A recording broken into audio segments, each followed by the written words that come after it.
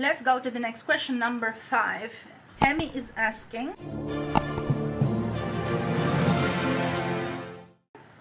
what do you look for in a business accountant and why? This is a very good question. So the first thing that you want to look in, of course, it should be a certified or chartered accountant. This should be a certified person to be an accountant. This is number 1. The second one is that you want to have an accountant in the area where your company is registered.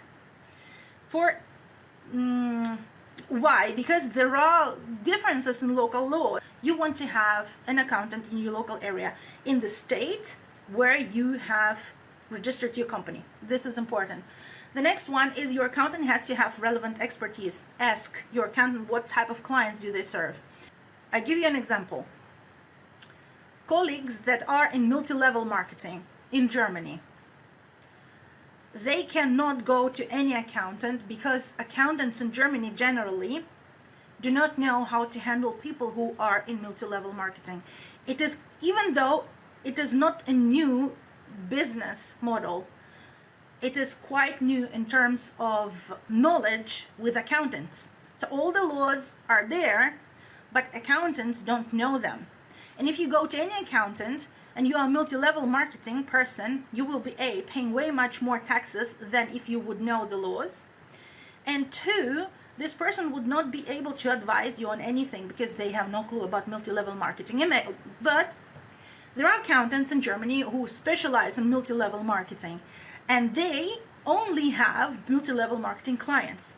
So they serve this niche. It is possible that there are accountants who serve fashion clients.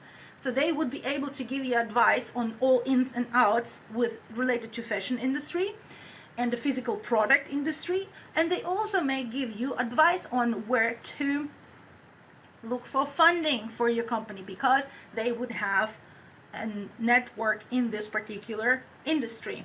So I would say investigate what expertise do they have. The point number 4 would be the price. When we were looking for an accountant, we've got quotations that were all over the place. So we could spend as much as $2,000 per month or as little as 50.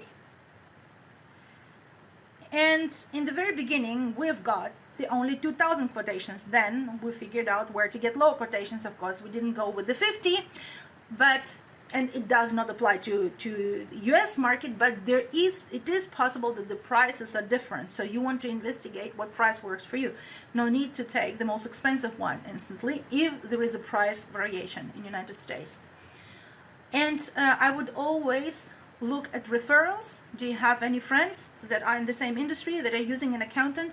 What do you think about this accountant? What experiences do they have with an accountant? Having an accountant referred to you, a professional one, is a plus.